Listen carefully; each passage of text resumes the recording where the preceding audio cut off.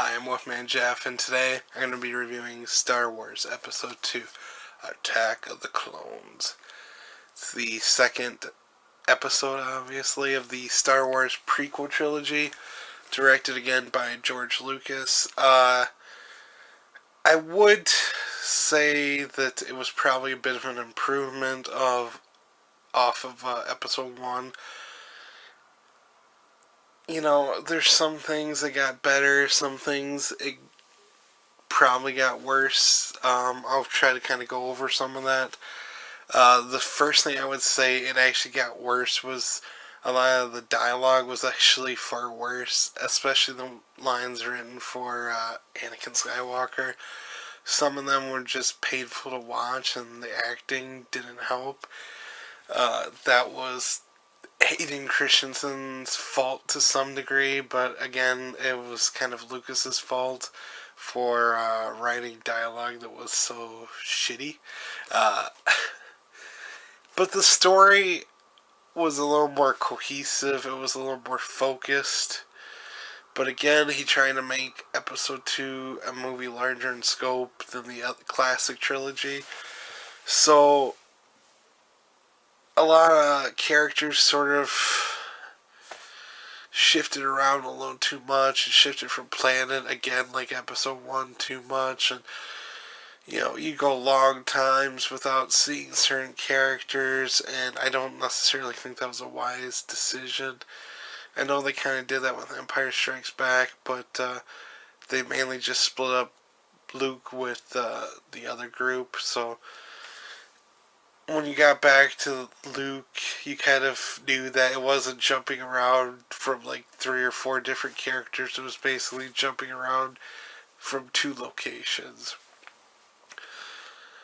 And I did not like the film's antagonist as much as Episode 1. Darth Maul was kind of cool. He was mysterious.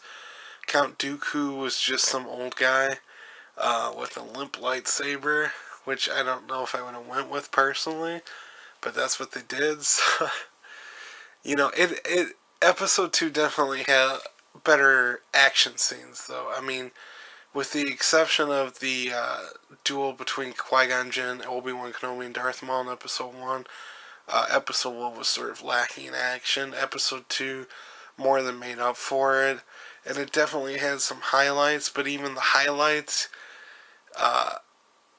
kind of had me scratching my head. Like the big fight with Yoda and Count Dooku, while it was cool, you know, there's part of you that watches the movie and then you're like, why does Yoda have a cane if he could jump around and use the Force to fight with a lightsaber, and if he's that big of a badass? And then when he gets done fighting, he uses the Force to get the cane back. It didn't make a lot of sense. It was enjoyable, but yeah, a lot of the stuff in the prequel trilogy did not make a lot of sense, unfortunately. But, you know, the acting wasn't very good, but they still had some highlights. Like, Ewan McGregor was good as Obi-Wan Kenobi. Natalie Portman was better as Queen Amidala. She wasn't great in the role, but she definitely was an improvement over Episode 1. Some acting was worse. Again, Hayden Christensen as Anakin Skywalker. But they did extend certain characters. Mace Windu, Samuel L. Jackson played the character. He was actually kind of a cool character, so it was nice kind of seeing his role extended. So I can't fault the movie on that.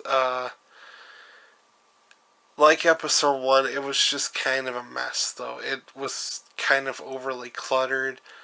I think if the movie had had a little more cohesive plot, it would have probably been a vast improvement. Because the movie did have potential.